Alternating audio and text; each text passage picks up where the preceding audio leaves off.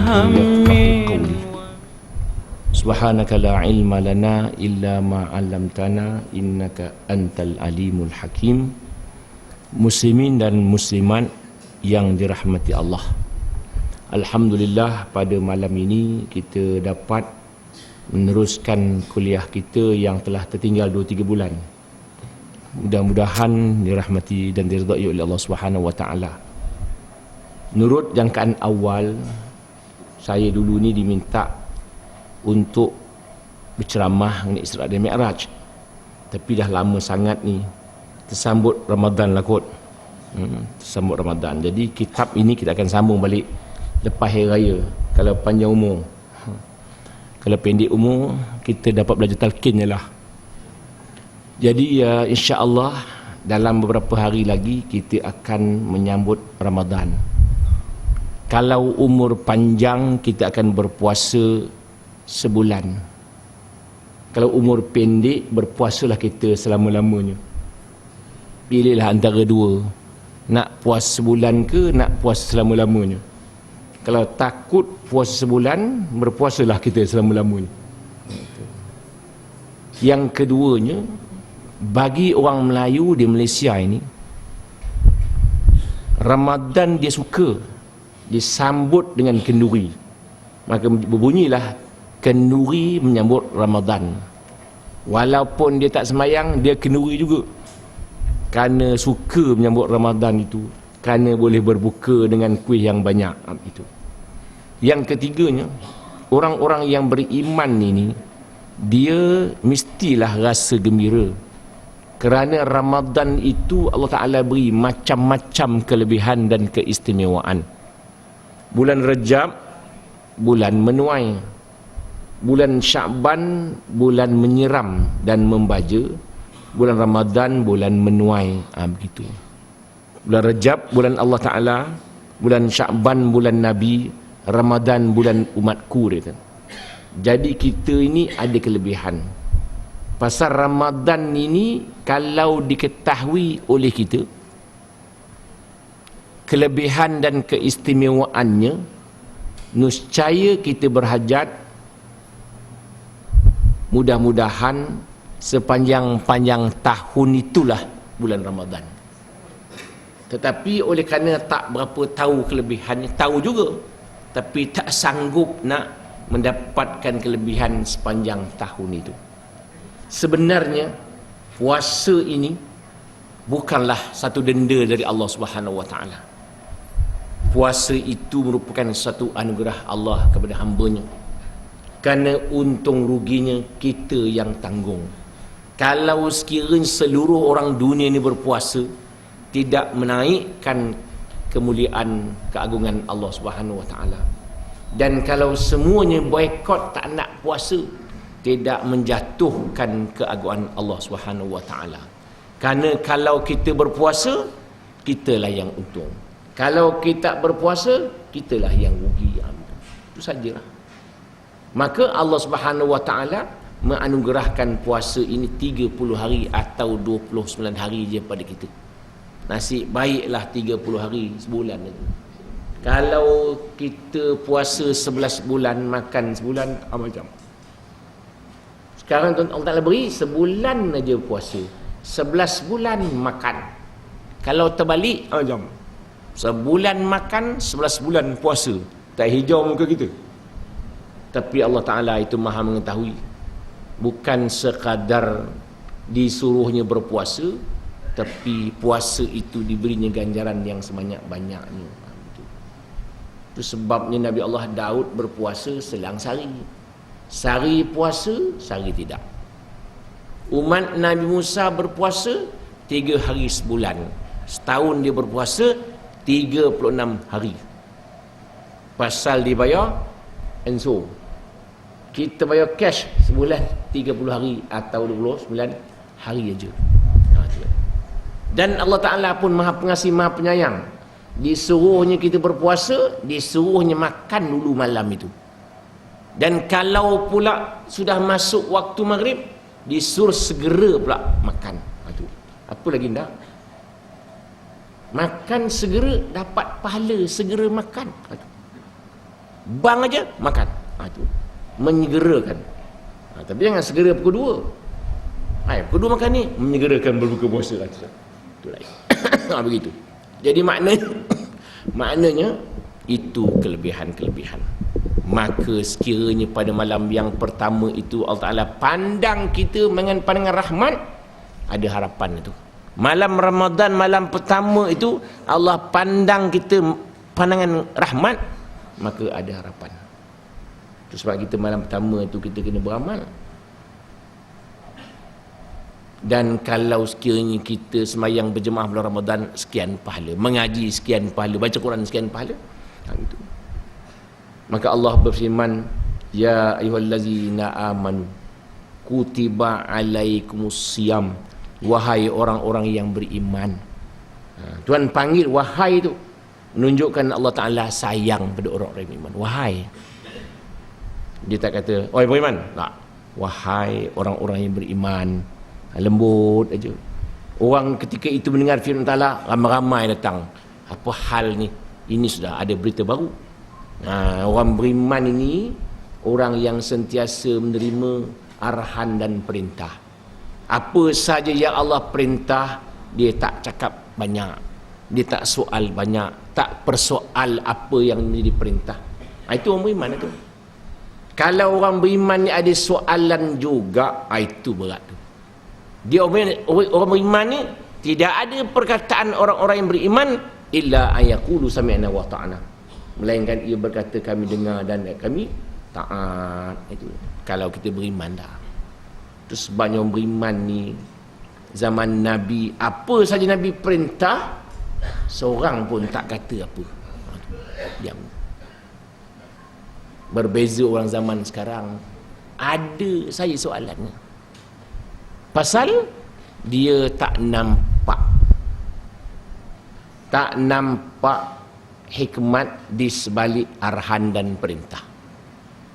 Allah Ta'ala disebut Hakim. Alaisallahu biahkamil hakimin. Bukankan Allah itu maha-maha memberi hikmah sebarang perintah. Disuruhnya semayang, ada hikmatnya. Disuruhnya puasa, ada hikmatnya. Disuruhnya kita baca Quran, disuruhnya ikut arahan, disuruhnya buat macam-macam, mesti ada hikmat. Kan Tuhan tahu, kita mana tahu. Itu sebabnya kan dikaji orang, mengapa babi itu haram. Dulu orang kata babi ini haram kerana kuman-kuman yang terdapat dalam daging babi itu, kalau dipanaskan 100 darjah sentigrad, dia tak mati. Sekarang sudah ada alat-alat boleh matikan kuman dalam daging babi itu. Tetapi baru-baru ini keluar lagi satu statement Amerika. Dia kata darah-darah kita ini ada sesuai makan daging kambing, daging ini, daging ini. Ada orang tak sesuai makan sotong, pasal gatal, pasal gaut. Bukan sotong yang salah, darah dia yang salah. Ada orang boleh makan kambing, ada orang tak boleh makan. Makan kambing dia, sudah darah tinggi dia. Ada orang boleh makan, ada orang tak boleh makan. Bukan kambing yang salah, darah dia yang salah. Tetapi menurut kajian sains itu mengatakan bahawa daging babi semua orang tak boleh makan. Darah siapa pun tak boleh makan babi. Itu Amerika yang buat kajian. Menunjukkan Allah Ta'ala mengharamkan babi zaman Nabi Adam sampai akhir kiamat. Siapa pun tak boleh makan babi. Kerana babi itu darah siapa pun tak sesuai. Kan betul dah Allah Ta'ala tu yang buat kajian orang Amerika. Tapi Allah Ta'ala sebut awal-awal lah babi itu haram. Tapi babi itu pula menjadi cobaan. Sekira tah simpan minyak babi itu bubur dalam mi kuning itu, tahan pula mi itu. Tu yang orang Melayu kuat makan tu. Dah puluh kati pula kita makan dah. Itu sebabnya kita buat minyak kelapa, kan? Minyak kelapa nak menceraikan di antara mi itu, maka mi itu tahan 5 hari saja. Tapi mi Cina, yong tau pu Cina, kuih tiaw Cina, tahan lama pula dan murah pula jual. Orang Melayu 5 sen pun dia kira, maka dia tak belilah mi orang Melayu buat, dibelinya Cina punya. Makan babi haram, ini dah makan. Itu. Jadi maknanya itu hikmat Allah Subhanahu Wa Taala. Itu sebabnya hikmat Allah Taala ni kita tak tahu. Mengapa disuruhnya Nabi suruh orang-orang beriman ni, kita ni bila makan isap jilat jari. Setengah-setengah orang kata, ya aku tak larat tengok dia. Rupa-rupa di hujung jari. Di Jerman buat kajian, di hujung jari ni ada alat-alat untuk menghadamkan makanan. Itu Jerman buat kajian. Kita disuruh pula kuku yang dipotong tanam. Cina buat kajian, rupa-rupanya untuk mentahankan badan awet muda. Orang lelaki tak apa, perempuan lah mustahak tahan muda dia. Orang tu lelaki tak apa, lagi tua lagi laku. Begitu. Begitu. Jadi mana ada hikmat belaka, nampak? Ada hikmat, semua ada hikmat. Puasa, Nabi tu sumu tasihu, berpuasalah kamu nanti kamu akan sihat. Begitu. Kan puasa kan bagus, jadi sihat badan. Jadi Allah Ta'ala perintahkan orang beriman ni sami'na wa ata'na. Jangan cakap banyak. Apa naknya? Kutiba alaikumusiyam, diperdukan ke atas kamu itu berpuasa. Allah Ta'ala tak kata berpuasalah, diperdukan ke atas kamu berpuasa. Maknanya kita ni kena puasa. Begitu. Maka orang beriman terima perintah Allah Ta'ala tu dengan lemah lembut. Allah Ta'ala beri dia, kita pun terima dengan aman tenteram. Itu sebabnya puasa ini ya, tuan-tuan bayang ya, kalau nak kira tengok ayam ya, ayam kalau dia mengeram berpuasa, ayam tu tak turun-turun dia. Ayam pun puasa. Berapa hari dia mengeram tu, tenang, tak turun. Kau turun tak menetas pula telur tu. Ayam pun 3-4 hari berpuasa. Ayam pun puasa. Ular tangkapnya kambing seekor, 3 bulan dia puasa. Dah berpuasa, dah bersahur dengan kambing seekor tu. Ular pun bersahur juga. Berpuasa. Tu kita pun kena puasa. Pasal apa? Kita punya enjin ni 11 bulan tak pernah rehat. Itu sebabnya tuan-tuan lihat, kita bila ada duit kan mau je makan kan. Hanya bezanya dia kata, orang miskin kata apa yang nak kita makan? Duit tak ada, apa yang nak makan? Orang kaya kata di mana kita nak makan? Di mana bukan apa. Orang politik kata siapa kita nak makan? Itu biasa. Itu biasa. Lain sikit. Itu. Jadi berpuasa. Jadi berpuasa ni tengok ya. Puasa 1 hari dijauhkan daripada api neraka selama 70 tahun perjalanan. Jarak dia. Puasa 1 hari. Kan untung. Kemudian puasa ini itu dia. Hikmatnya bukan zahir. Makan tak makan, tak minum, ini puasa zahir saja. Yang penting selepas itu mata pun puasa, telinga pun puasa, hidung pun puasa, tangan pun puasa, kaki pun berpuasa, lidah pun berpuasa, hati pun kalau bagus berpuasa juga. Itu yang payah.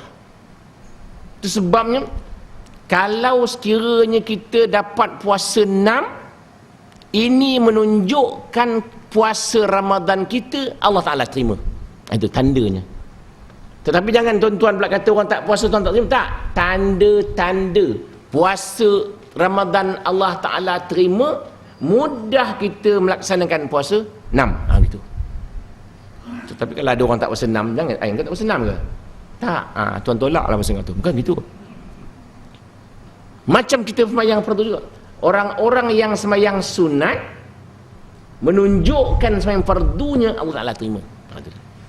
Kerana orang yang mendapat hidayat, Allah Ta'ala tambah lagi hidayat dia. Itu sebab kita sembahyang sunat tengah tinggal. Memang rasa malas sembahyang sunat tu. Kan ada orang suka duduk tengok orang sembahyang sunat, dia tak sembahyang. Tu kita pula kadang-kadang suka sangat lepas sembahyang yang difikirkan bersalam. Tak sembahyang sunat tak apa, jangan tak bersalam. Itu. Sekarang kampung pula ada berderet itu, berderet sembahyang sunat tu. Bersalam. Semua bersalam. Bagus, memang bagus. Tapi lepas tu baliklah dia. Tak bersalam. Tak sembahyang sunat. Kalau tak bersalam, orang kampung semua tahu. Tak bersalam, balik je. Tak sembahyang sunat, tak apa. Tak. Kita tukar sistem. Jangan bersalam dulu. Sembahyang dulu.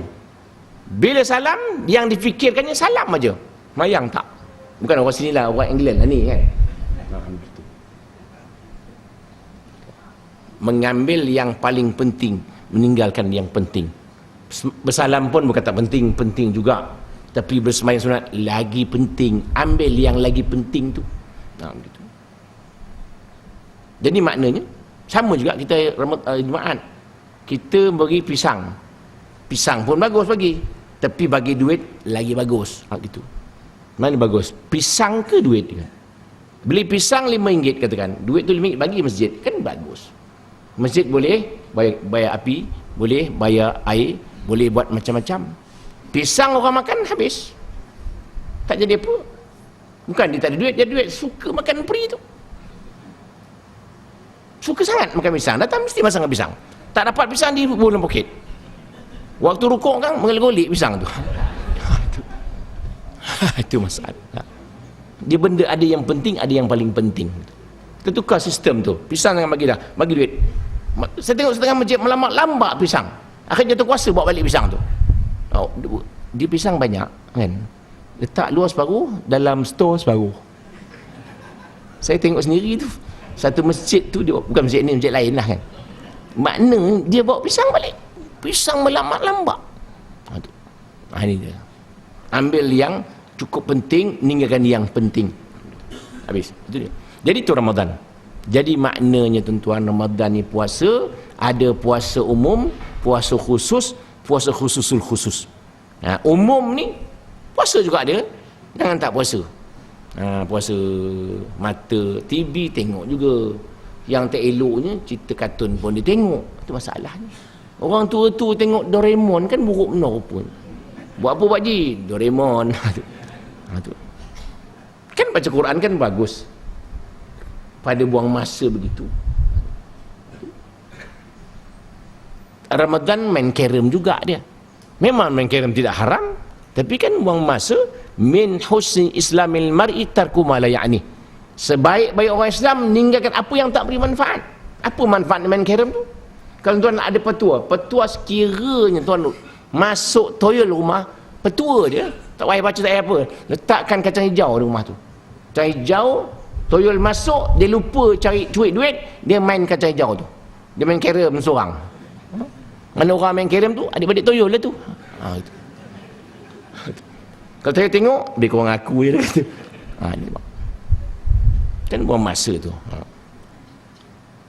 Itu sebabnya puasa ini kita bayangkan, puasa ini adalah puasa yang benar-benar berpuasa semua. Tetapi yang malang sekali lah apabila puasa itu dijadikan tempat tolak untuk makan banyak. Apabila berbuka puasa, dia mesti makan banyak. Kita sekarang ni bila petang-petang, kita nak minum petang, apa kita makan? Goreng pisang satu, itu saja. Kok ada pun, apa balik? Kok ada. Tak kok ada, mi goreng spirin. Itu ajalah. Tapi Ramadan pula 10, pasal apa jadi begitu? Nampak? Padahal makan petang juga. Maka orang Melayu dah faham, maka dia pun jual kuih banyak-banyak. Dia tahu perangai orang Melayu. Buka bazar Ramadan, kan? Macam-macam kuih ada. Pasal yang beli ni ialah orang lapar. Waktu dia beli, dia belum makan lagi, selera dia masih atas, kan? Nafsu dia beli lagi. Nafsu belum turun. Nafsu belum menurun lagi. Tapi kalau kita beli makan tu kan nafsu kan menurun.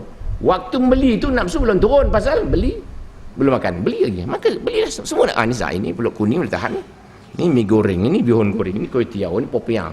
Semua dia belinya. Kalau ada orang jual batu-batu goreng pun dia belinya. Ini batu goreng boleh tahan ni. Sekilo batu goreng ni berapa ni? RM4, 2 kilo. Nafsu dia begitu. Jadi kita bayangkan puasa tu bagaimana Allah Ta'ala beri. Orang-orang dulu kan susah puasa ni, susah. Kalau di Mekah lagi panas terik. Kita sini tak ada apa-apa, puasa biasa je. Itu sebab dengan ilmu tasawuf Kalau sekiranya kita berpuasa pagi-pagi mengenang-enang apa nak berbuka, batal puasa dia. Gitu. Pagi-pagi lepasan subuh, petang ni nak buka apa benda ya? Dah. Belum puasa lagi. Puasa belum masuk, dah standby iklan dah. Dia kata buffet berbuka Ramadan RM51 orang dewasa, kanak-kanak RM23. Makan buka puasa RM50. Bukan muntah darah nama itu. Begitu. Belum puasa 2 hari puasa besok dah sama air raya dah, nampak? Ada tu kelebihan dia. Jadi tuan-tuan, kita puasa ini yang paling penting ialah bagaimana mendapat hikmat. Yang pertama kita dapat hikmat puasa itu ialah kita tak makan lemah kita. Kita tak minum lemah kita. Kita manusia ini mengharapkan makan. Kalau makan tak ada lemah longlai kita. Maka naklah difikirkan siapa yang mencipta makan itu. Siapa yang penting sekarang? Makanan ke yang mencipta makanan ke? Itu. Jangan dipandang makanan itu, dipandang siapa yang mencipta makanan yang kita perlu makan itu. Sama juga kita bersyukur, bukan syukur kepada nikmat yang ada, syukur kepada siapa yang beri nikmat itu. Itu. Sama juga kita buat dosa, jangan dipandang kecilnya dosa itu, hendaklah dipandang kepada siapa kita berbuat dosa itu. Itu sebabnya orang berpuasa ini imannya memang kuat. Pasal orang ada, orang tak ada, dia tak makan. Dia boleh menyelam dalam kolam minum seteguk. Siapa tahu siapa? Itu duduk dalam bilik senyap je makan ocan hati keping. Keluar bilik lemah dah. Lemah tuan, lapar lah dia kata. Tak bersahur malam tadi. Rupanya baru bersahur je. Begitu. Begitu dia. Orang beriman itu kelebihan dia. Tapi memang tuan-tuan ya, sebabnya kita ni orang puasa ni kena bertenang.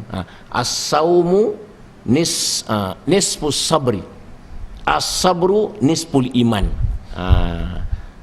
Puasa itu 1/2 daripada sabar. Sabar itu 1/2 daripada iman. Jadi puasa itu 1/4 iman. Mengapa dia berpuasa? Puasa ni kan lapar perut kan. Tapi ni Allah Ta'ala suruh laparlah. Tapi itu kena puas sungguh. Maknanya kita berbuka itu, kita yang pertama sekali jangan lahap, jangan makan lebih. Eloklah kita ke Mekah pula belajar. Bang saja kurma 1 biji 2 biji, air zam-zam sudah. Boleh pula sembahyang, boleh pula tu. Di sini tak boleh. Tak boleh. Buka je popiah dulu tu. Tu sebabnya silap. Nabi pesan makan tamar. Pasal tamar itu manis. Orang berpuasa ni tenaganya tak ada. Maka datanglah yang manis itu menggerakkan tenaganya. Air sejuk itu menolakkan uap dalam badan. Jangan makan benda yang pedas dahulu waktu berbuka. Terperanjat perut. Itu. Jangan makan nasi terus. Biar perut tu bertenang dulu. Pasal dia kosong. Tuan-tuan ingat ya, waktu-waktu konfrontasi dulu ni, banyak orang-orang tentera Indonesia dah 2-3 minggu tak makan. Tiba-tiba dapat makan, seperiuk dia makan. Dah habis makan, mati terus dia. Pasal terperanjat perut. Kan orang tu dulu, orang Melayu, kalau lapar seminggu dia minta makan, dia tak bagi makan. Ambil nasi tu tampar-tampar kat perut dulu. Beritahu ke perut, nasi ya, nasi ya. Maklumkan dulu. Kita pun kalau berpuasa jangan makan terus, terperanjat perut. Itu sebabnya tengok ya, kesilapan kita ialah apabila azan kita sunat makan dulu buah tamar itu, berdoa kemudian. Yang silap orang azan doa dulu. Kan ada wa'ala rizqika aftatu, di antara rezekimu aku berbuka. Kita belum berbuka lagi. Berbuka dulu baru berdoa. Kalau di rumah tak apa juga. Kalau di surau, kurma ada 3, orang ada berenam, sibuk nak berdoa, tengok Allah malaikat sumtu, habis sumtu dia orang. Saya teringat dulu ya, orang lapar ni lain, dia kepala tak betul. Waktu saya di Kelang dulu mengaji, duduk buka puasa di masjid, Di Masjid Sultan Kelang kan meriam Sultan ketika itu berdekat puasa. Di Masjid Kelang tu ramai-ramai tahun 66 lah, 65 tu. Bum, bunyi meriam. Habis. Tak ada Allah Maksum tu dah. Habis tu masuk. Habis makan, bum, bunyi meriam Sultan. Tadi meriam buluh.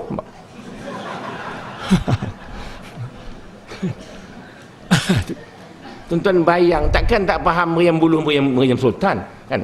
Mana orang kena lapor tadi tak perasan bunyi meriam. Pecah bunyi meriam buluh tu. Budak-budak main meriam tu. Habis Pak Imam makan habis. Wajib qada walau seminit sekalipun itu. Ternyata salah. Tu tak pasal. Kemudian kawan saya pula, itu kawan saya. Kami waktu tu masak sendiri, lambat masak. Elok-elok habis je makan, kawan saya pun merokok sebatang, satu kali sap, azan masjid. Dia pun sambung. Saya kata, dah kan azan tu, baru sekali sap, dia kata. Ni dia. Itu bahayanya orang merokok tu pula. Habis tu balik.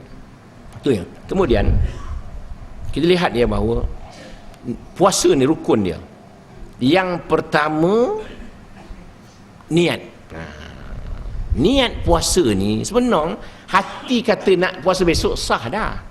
Aku nak puasa Ramadan besok, sah dah. Tak baca nawaitu pun tak apa. Tapi orang Melayu ni passion dia, kalau tak niat macam tak sah. Besok dia kata saya mesti tak niat pun, dia kata tu. Dia mahu niat. Kalau masjid pula, masjid kan habis sementara niat puasa. Kata Bilal, nawaitu sama radin. Tu kadang dia tak ingat niat puasa, dia pun reka seorang. Nawaitu sama radin arba'a rakaatin. Adaan makmum Allah Ta'ala halo. Gitu. Sebenarnya kalau dia sudah bersahur, itu pun sudah jadi niat. Pasal dia makan satu, memang dia nak puasa lah tu. Tak ada kerja orang bangun pukul 4 pagi makan, ada ke? Bangun pukul 4 makan, apa ni? Saja makan, tak ada. Kan nak puasa lah tu. Dia kata semalam saya sahur, niat pula lupa. Yang awak sahur bukan nak puasa tu. Pasal kita orang Melayu dia ke rasmi sangat. Tu mak kita sembahyang usali tu tak tinggal, kau tinggal tak boleh. Mesti usali. Maksudnya usalilah. Kalau tinggal tak apalah gitu. Terlupa pula usali. Sembahyang balik dia. Pasal orang Melayu ni bagus, orang Melayu ni dia rasmi sangat, resmi dia. Itu yang pertama. Yang kedua, memelihara diri daripada sesuatu yang membatalkan puasa. Ilmu tasawuf lain, memelihara diri dari sesuatu yang membatalkan pahala puasa. Kalau fiqah membatalkan puasa, pahala dia tak kira. Itu sebab kita dalam sembahyang 5 waktu kan, rukun 13, rukun sembahyang 13, dia tak masuk pun khusyuk. Nampak tak? Kalau kita sembahyang tak khusyuk, sah dalam ilmu fiqah. Tak sebut pun. Pertama niat sampai ujungnya tertib. Ada tak khusyuk? Tak ada kan? Dalam ilmu tasawuf, Imam Ghazali kata, sembahyang orang itu dikira oleh Allah SWT berdasarkan banyak mana peratus dia khusyuk. Kalau 100% tak khusyuk, tak dapat apa lagi. Puasa pun begitu. Maknanya kalau sekiranya dia puasa, tak makan, tak minum dia, itu sah dah puasa dia. Walau mata tak berpuasa, walau telinga tak berpuasa, dia semayang puasa dia sah. Hanya puasa kategori umum dia, orang awam. Begitu. Jadi kita jagalah, jangan batalkan puasa dan jangan batalkan pahala puasa. Gitu. Kam min saimin laisa lahu min siyami ilal ju' wal atash. Berapa ramai orang puasa dapat lapar, dapat dahaga saja. Tahu rugi tu. Itu sebabnya tuan-tuan yang batalkan puasa ni ialah, dia kata, memasukkan sesuatu dalam rongga yang terbuka. Itu kena baca. Dan kali orang tanya soal, senang jawab. Kita hafal dia punya undang-undang dia tu. Yang batalkan puasa ialah memasukkan sesuatu dalam rongga yang terbuka. Mana kalau sesuatu yang rongga yang tak terbuka tak batal. Injection tidak batal. Injection tidak batal pasal injek tangan, injek kaki, injek lengan. Bukan rongga yang terbuka. Terbuka ni makna hidung, mulut, telinga terbukalah. Mata bukan rongga yang terbuka. Sekira kita masukkan ubat mata, terasa tekak pahit, tidak batal. Gitu. Pasal mata bukan rongga yang terbuka. Bubuhlah ubat apa? Aimor ke, Optrex ke, benda ke, tak batal. Tapi kalau sekiranya bubuh Coca-Cola je, Coca-Cola bubuh. Macam sirap ke sirap manis tekak macam tu sudah ada niat nak minum gitu. Sama juga ini tuan-tuan faham mudah. Kita fahamkan maksud itu. Kalau orang cabut gigi batal atau tidak? Cabut gigi tidak batal pasal dia mencabut keluarkan gigi itu. Tapi kalau cabut ditelannya baru batal. Nampak? Itu kena kaedah begitu. Maksudnya yang membatalkan.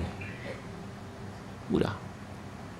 Dan sekiranya air liur keluar, ditelannya, keluar ikut bibir ni, itu kawasan luar.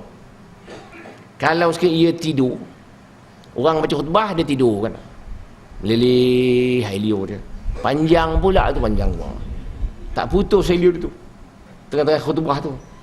Tiba-tiba orang kamar Allah Allah Akbar, masuk macam batal atau tidak? Batal lah dia keluar kawasan. Nampak? Tapi lah kadang-kadang macam mana nak buat? Khutbah sekarang ni orang bukan berkhutbah, orang baca khutbah. Baca, dia pun tak faham. Khutbah yang dibaca pun dia tak faham.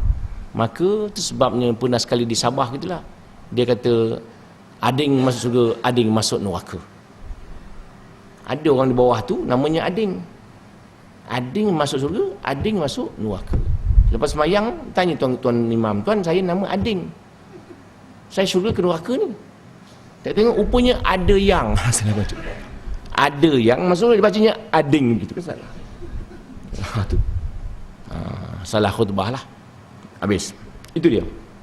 Itu Ramadan. Jadi maknanya kita kena jaga. Kena jaga baik undang-undang dia, rukun dia dan sebagainya. Kita ambil yang sunat. Yang sunat bersahur. Sahur sunat lagi satu ialah melambatkan. Dua. Pertama bersahur. Tasahharu fa inna fis sahuri barakah. Bersahurlah kerana sahur ada keberkatannya. Kemudian ada hadis yang lain pula. Dia kata la tazalu ummati bi khairin ma'ajal fitra wa akhir sahur. Selama-lamanya umat aku akan mendapat kebajikan kalau ia menyegerakan berbuka dan melambatkan sahur. Dua kali sunat.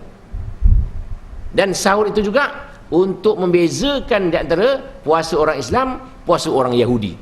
Orang Yahudi juga puasa tapi tak ada bersahur. Begitu.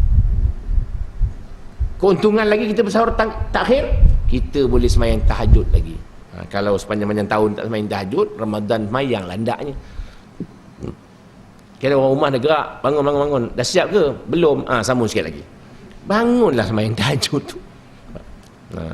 Jadi persoalan kadang-kadang ada orang tanya juga, kita kaya dah sembahyang witir lah di suara tadi. Boleh tak sembahyang tahajud lagi? Kerana sudah tutup. Setengah-setengah orang kan balik, dia tinggalkan sembahyang witir itu. Sebenarnya ada beberapa cara boleh menyelesaikan masalah.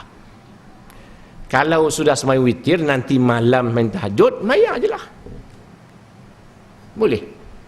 Ataupun kita nak selesaikan masalah, kita bangun mayang tahajud, nanti tutup balik witir 2 rakaat.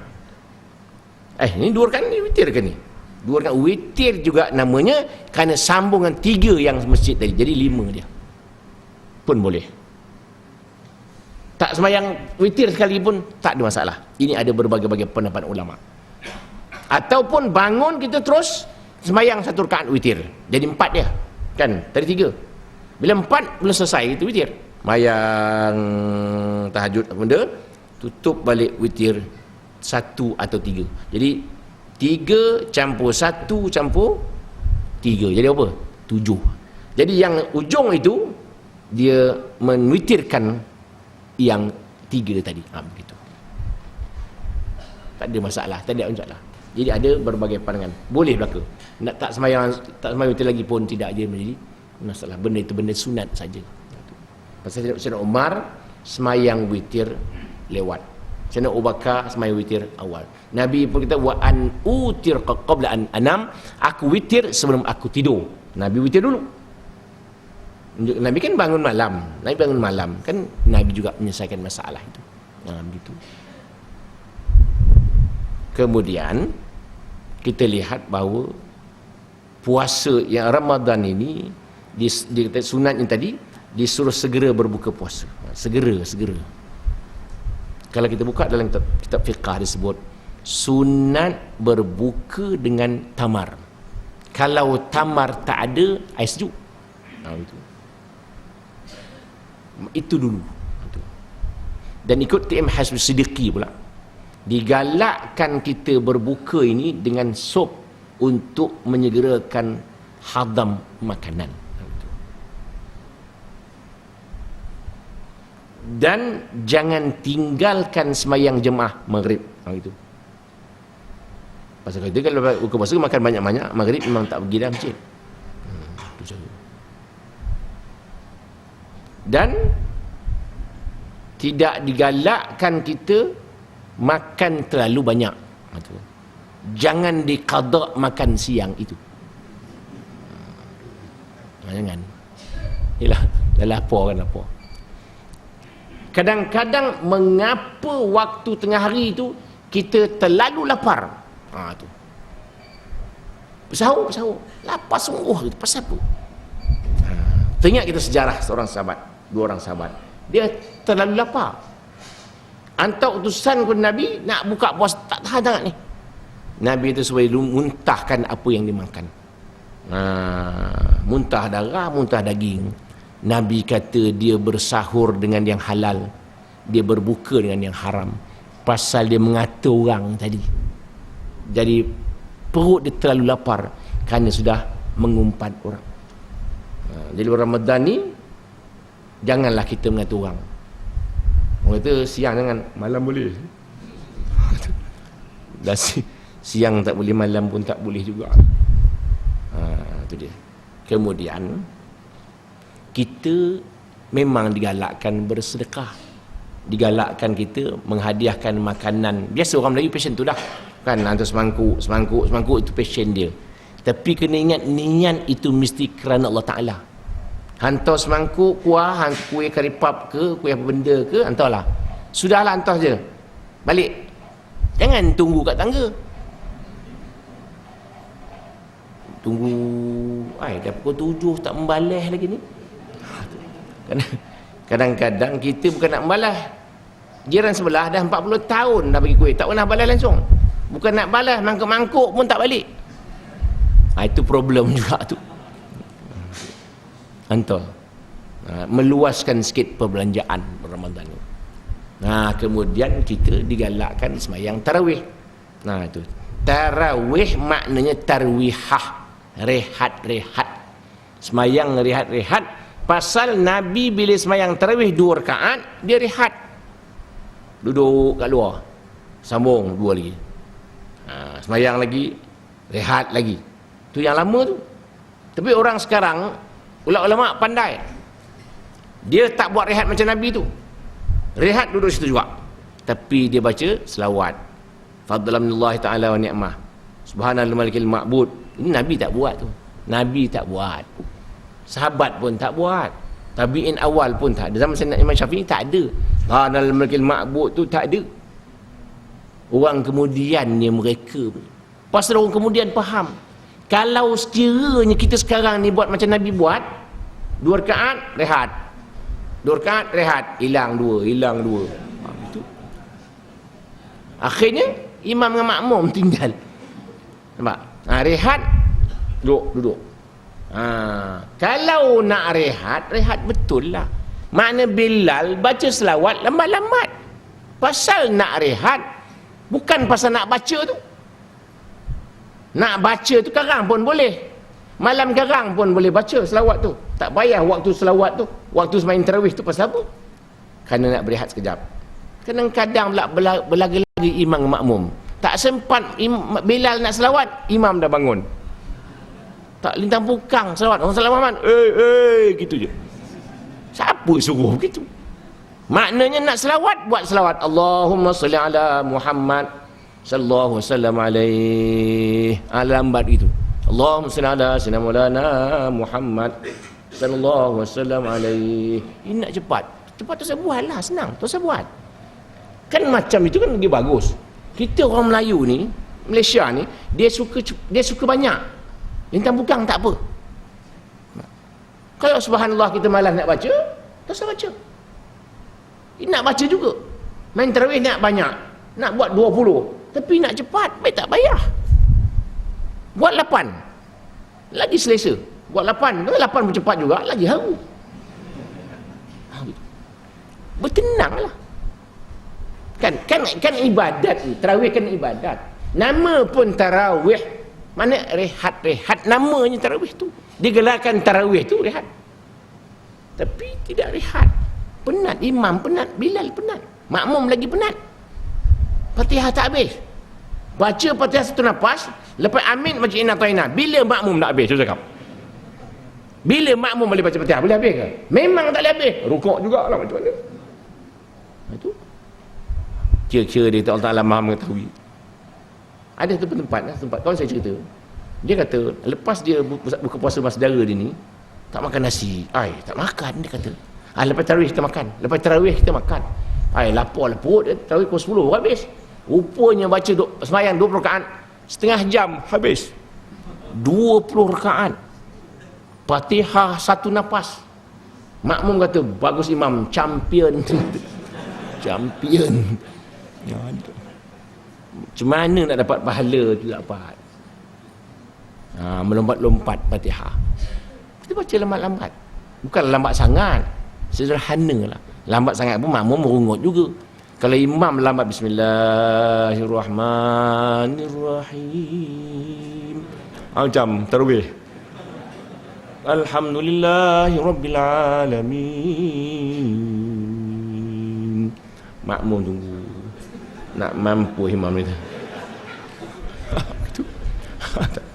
Tak boleh.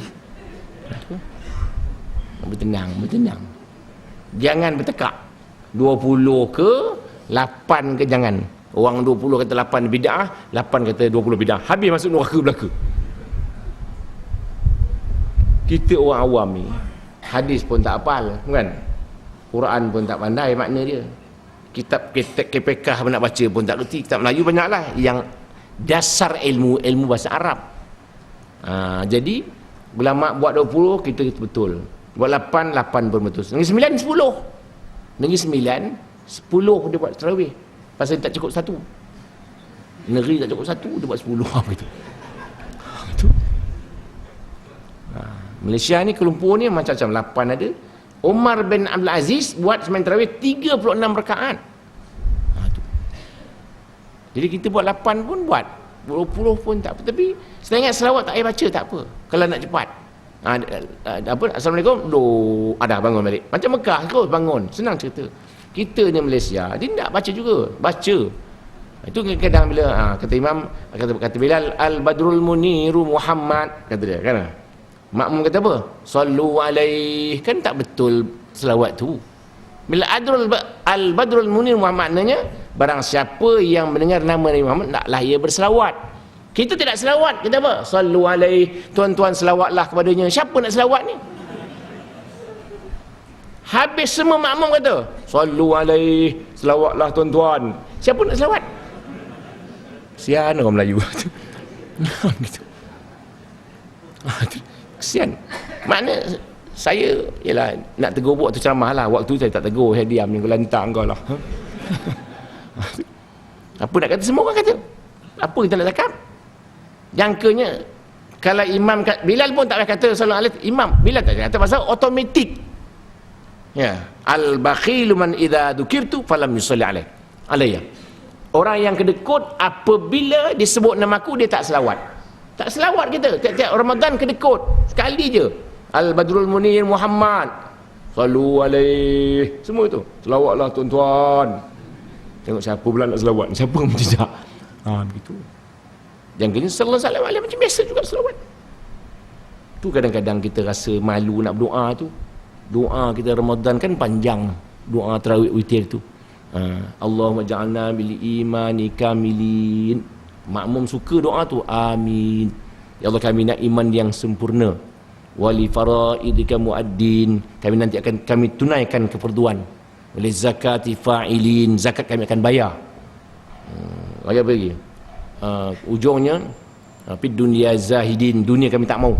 Bil akhirati raghibin, kami nak akhirat aja, tak hebat ke?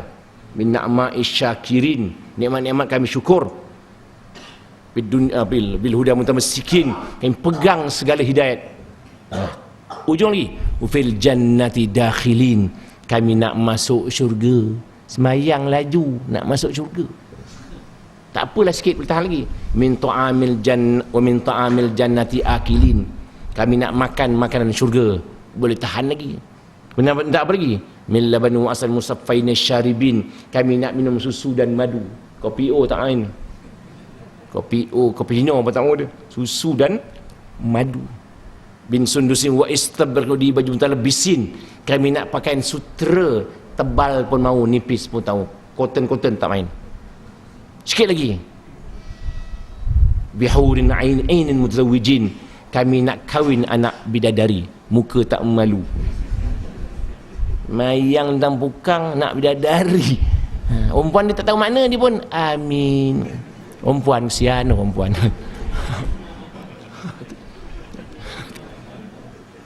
Saya rasa saya tak nak baca doa tu, malu. Pasal semayang kita pun laju, nak minta macam-macam.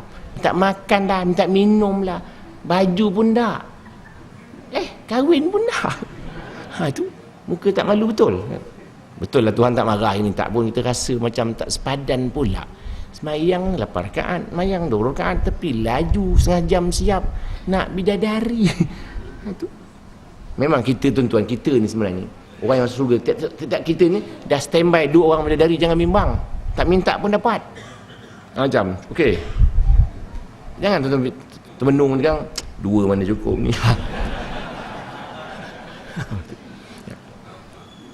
Jadi, itu dia Ramadan. Main tarawih.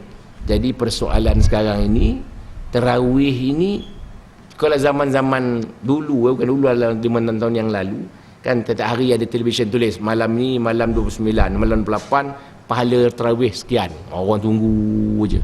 Malam ni tak hebat, dia kata pahala dia, tak payah pergilah. Tengok Malaysia pula sikit juga. Lusa pula akan dapat bidadari 20 orang. Ain semayang dia 20 bidadari tu. Mula semayang laju tu mungkin 20, okey lah ni. Jadi maknanya sudah mula semayang itu niat sesuatu. Dia tu semayang aja dah, semayang aja. Pahala-pahala jangan dibaca. Kita kemudian digalakkan supaya kita membaca Quran. Tadarus, maknanya seorang baca orang lain dengar. Begitu. Bukan tadras. Banyak orang baca Quran nak deras, nak cepat. Macam kata kita mesti tamatkan malam 27 kita nak khatam ni. 26 tak habis lagi. Dia lantak malam habis kak. Lantak habis laju. Yang hebat. Yang penting sekali, setengah-setengah masjid dia buat bacaan tadarus itu, upahkan orang. Tak payah upah lah, dia baca rumah dia sendirilah. Untuk menjadi aktiviti masjid. Tapi orang lain upah. Yang mustahaknya kita lah baca, tiap-tiap individu tu baca Quran. Nanti tamat khatam, tamat sekali, semua orang khatam. Ini yang baca tu lah yang kena upah tu. Pasal apa dia upah dia? Kan Ramadan kan ni? Pasal apa itu jadikan satu aktiviti masjid, upah. Individu lah baca. Kalau tak baca surau, dia baca rumah. Itu. Maknanya itu amalan Ramadan. Bukan itu program. Kita malam terakhir, surau kita buka, masjid kita buka. Pasal kita buat qiyamul lail. Nabi kan beretikaf akhir-akhir bulan.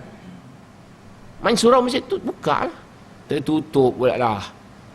Maknanya Tuan-tuan ni, kalau kita pergi Singapura, semua masjid buka. Singapura akhir Ramadan. Singapura, negara Singapura itu akhir Ramadan buka semua. Penuh masjid, orang tidur. Itu hebat Singapura. Daripada sejak asar sampailah subuh, ada orang bagi makan. Satu orang aja bagi makan.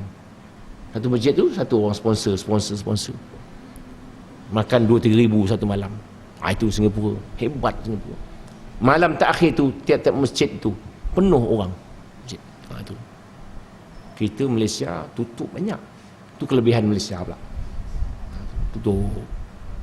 Tak dibenarkan tidur di masjid ini. Itu Allah bin Mas'ud tidur masjid. Jadi maknanya kita nak cuba ubah. Sekarang kita malam 20 akhir masjid surau kita buka. Supaya orang boleh beriktikaf malam tu. Itu sebab masjid kita, surau kita kena wakafkan nama masjid. Kita dapatlah paling iktikaf, dapatlah paling sembahyang satu tahun masjid. Tapi oleh kerana Malaysia ini kita semua nama surau kan rugi. Kita kena istiharkan tanah ini, tanah wakaf, maka surau ini jadikan masjid yang tidak mendirikan Jumaat. Betul. Dia panggil masjid yang tidak jamik. Masjid kan ada dua, masjid jamik, masjid yang tidak jamik. Kita rugi istiharkan surau, cukup rugi. Orang kata ini boleh, setengah-setengah surau yang diisytiharkan boleh sembahyang Jumaat, mana boleh sembahyang masjid? Dia bukan masjid, dia dibenarkan sembahyang Jumaat. Tetapi tanah itu tanah wakaf surau, bukan tanah wakaf masjid. Kita pergi ke mana? Ke Turki. Kan 1,000 masjid ada ke bandar Istanbul tu. Masjid, dekat-dekat pun masjid. Hanya ini sembahyang Jumaat, ini tak sembahyang Jumaat. Tapi tetap juga masjid. Macam kita ada Gombak tu ada kan satu masjid lama, masjid baru. Masjid lama tu boleh lagi sembahyang sujud tahiyatul masjid. Masih boleh lagi sembahyang iktikaf. Walaupun masjid baru ada. Kerana ia masih lagi namanya masjid. Tak boleh kita istiharkan surau, dia masjid. Begitu. Itu kelemahan kita. Pasal undang-undang kita susah. Nak buat masjid ada undang dia. Hindu buat masjid tak apa.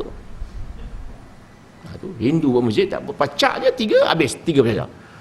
Asal saya dah mimpi dia. Mimpi. Dia buatlah masjid dia. Tak ada undang-undang pula yang boleh meruntuhkan, tak boleh. Walaupun tanah dia bukan tanah dia, tanah kerajaan. Tapi surau kita, masjid kita diruntuh orang dalam negara Malaysia ni. Sekian dimaklumkan itu. Itu. Habis balik. Qiyamul Lail akhir malam. Itu kan Nabi kan malam akhir tu dia kata, carilah Lailatul Qadar malam yang terakhir tu. Cari.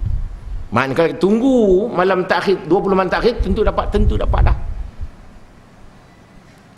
Walaupun dia kata carilah malam yang ganjil, tapi itu pun belum tahu juga.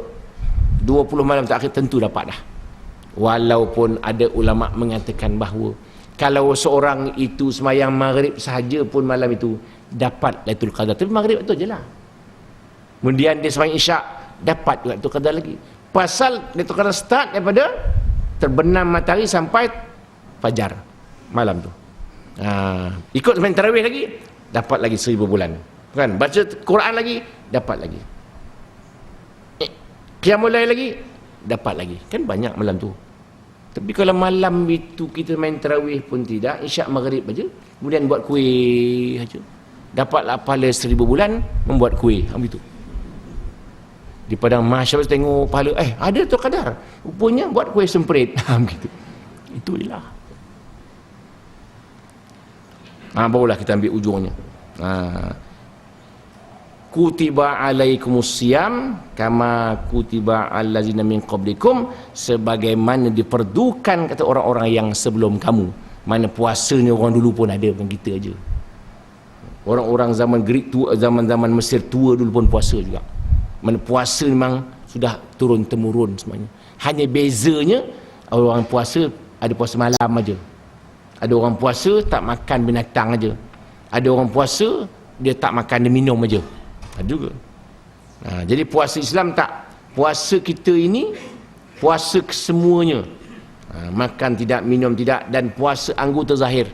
Dan orang-orang ahli sufi hati dia pun berpuasa sama.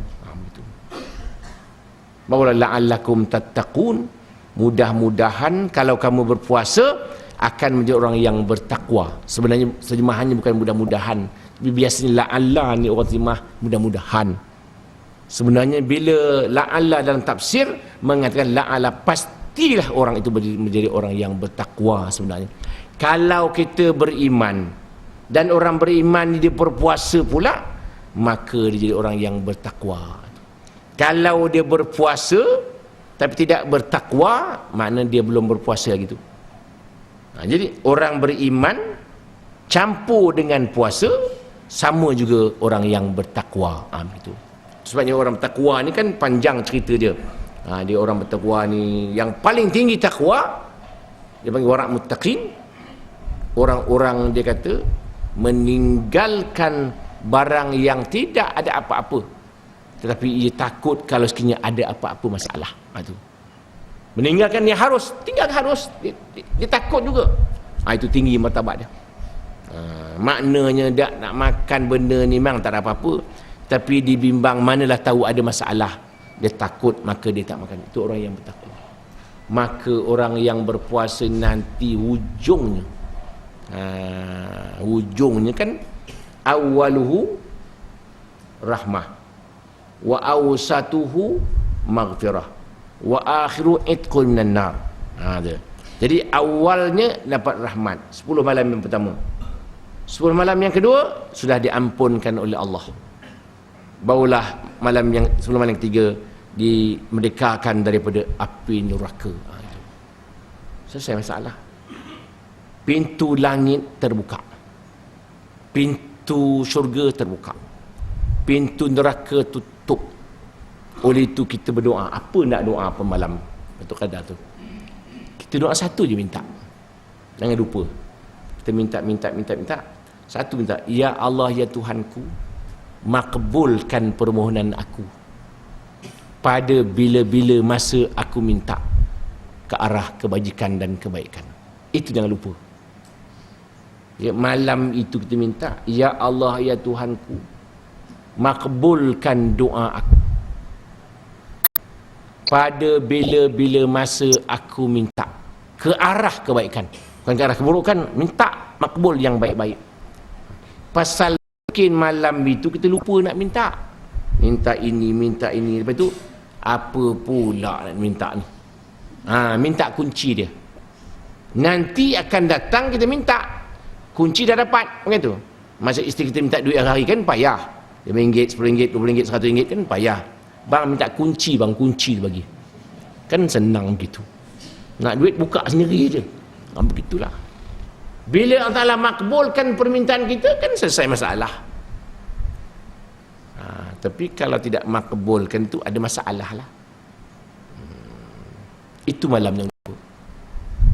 Itu sebab kita tunggu Lailatul Qadar. Tuan-tuan pesannya, Lailatul Qadar ni bukanlah maknanya dia itu satu saat turun, tak. Sepanjang malam lah. Yang kita fahamkan, kita tunggu Lailatul Qadar. Tak turun-turun ni. Kita bertidur setengah jam, celik, terlepas dah, kan gitu. Lailatul Qadar sepanjang-panjang malam tu lah. Sejak maghrib sampai fajar. Kita tidurlah sekejap, mengantuk tidur sekejap, bangun balik. Ataupun kita tidur pukul 3 kita bangun, begitu. Jangan tak tidur langsung. Itu kaedah Lailatul Qadar. Pahaman orang ditunggu seminit, 2 minit, 3 minit, 1, pukul 2 tak tidur dia. Tak. Kita kan 10 malam tu, 7 malam tu, 10 malam.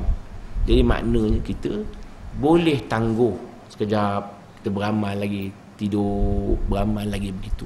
Itu cara Lailatul Qadar.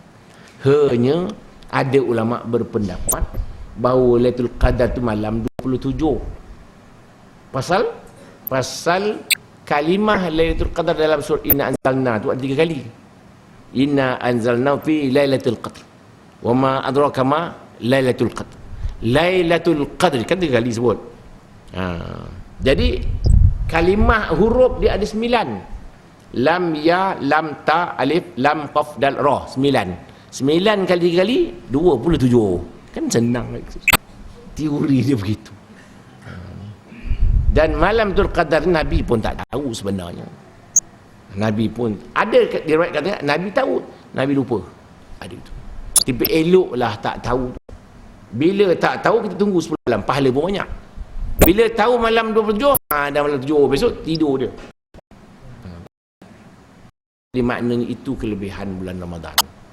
Jadi di samping kita tadi dapat hikmat Ramadan, puasa itu kita lemah mendapatkan lemah anggota kita kan tak dapat makanan, maka lebih daripada itu kita mustahak kepada Allah Subhanahu Wa Taala. Yang kedua, lapar perut kita ni. Tahulah kita bahawa orang-orang miskin yang tak makan, begitulah laparnya. Jadi mudahkan kita untuk nak menderma dan bersedekah pada orang-orang yang susah. Sakit perut dia tak makan, maknanya mudah kita nak sedekah orang-orang yang tak makan. Sebab kan kita baca sejarah Sayyidina Ali, tengah-tengah berpuasa dia satu hari, tiba-tiba datang orang miskin nak minta sedekah makan. Dia nak berbuka, nak buka dah, makan sikit je. Assalamualaikum. Waalaikumsalam. Pahal, saya ni orang miskin dah 2 hari tak makan. Oh 2 hari, kami ni baru sehari, ambil dulu. Besok puasa lagi, Sayyidina Ali dapat makanan sikit lah untuk berbuka puasa. Nak berbuka, Assalamualaikum lagi. Waalaikumsalam. Pahal, saya ni orang yatim, anak yatim, dah 3 hari tak makan. Oh 3 hari, kami ni baru 2 hari, ambil dulu. Kalau kita boleh tak gagak? Tengah nak buka tu, sikit je, Assalamualaikum, menyebuk betul dia tu. Orang tadi Assalamualaikum. Besok puasa lagi, nak berbuka datang orang lagi. Apa hal, saya ni orang tawanan baru lepas 4 hari tak makan. Oh 4 hari, kami ni baru 3, ambil dulu. Begitu. Besok puasa lagi, tiba-tiba makan banyak pula, siapa pun tak datang. Begitu Allah abadikan kisah ini dalam Quran. Wa yut'imuna ta'ama ala hubbihi miskina wa yatiman wa asira innama nut'imukum liwajhillah la nuridu minkum jazaa'an wa syukura. Mereka beri makanan yang cukup sayang, makan tu pada siapa? Pada orang miskin, anak yatim dan orang tawanan. Hanya kami beri makan ini semata-mata untuk keridaan Allah SWT. Tak payah balasan, tak payah terima kasih pun tak payah. Begitu. Begitulah Allah abadi kisah Sayyidina Ali dalam Al-Quran mengenai bagaimana dia sanggup menghadiahkan makanannya yang sedikit yang dia tak boleh berbuka.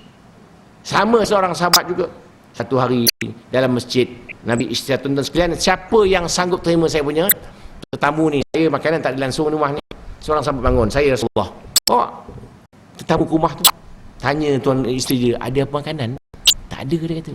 Sikit pun tak ada, sikit pun tak ada, sikit pun tak ada, tak ada, sikit pun tak ada. Ada tu. Tapi untuk anak kita lah, tak apa, anak kita suruh dia tidur, dia sanggup tak bagi anaknya makan semata-mata untuk sambut tetamu tu.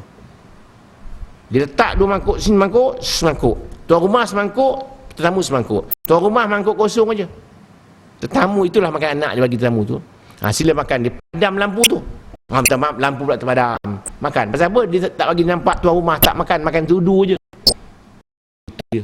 Allah abadikan Quran. Yuruna ala anfusihim walau kana min khassasah. Mereka utamakan orang lain walaupun mereka juga penting. Betul. Kita boleh agak-agak. Nak suruh anak tidur.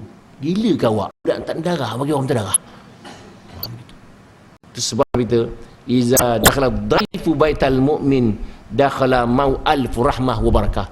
Apabila tetamu masuk rumah orang beriman, masuk sekali 1000 rahmat, 1000 keberkatan.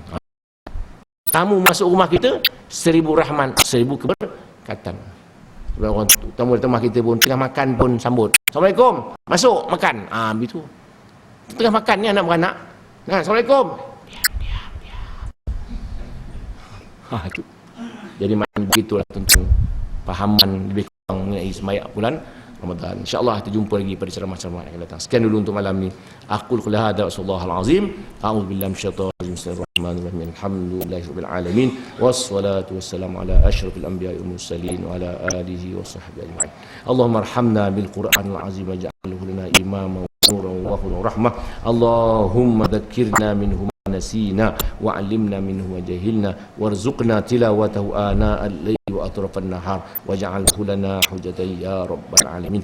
اللهم انفعنا وارفعنا بالقرآن العظيم واهدنا بالآيات والذكر الحكيم وتقبل منا إنك أنت السميع العليم وتب علينا يا مولانا إنك أنت التواب الرحيم. وصلى الله على محمد وعلى آله وصحبه أجمعين والحمد لله رب العالمين. السلام عليكم ورحمة الله وبركاته.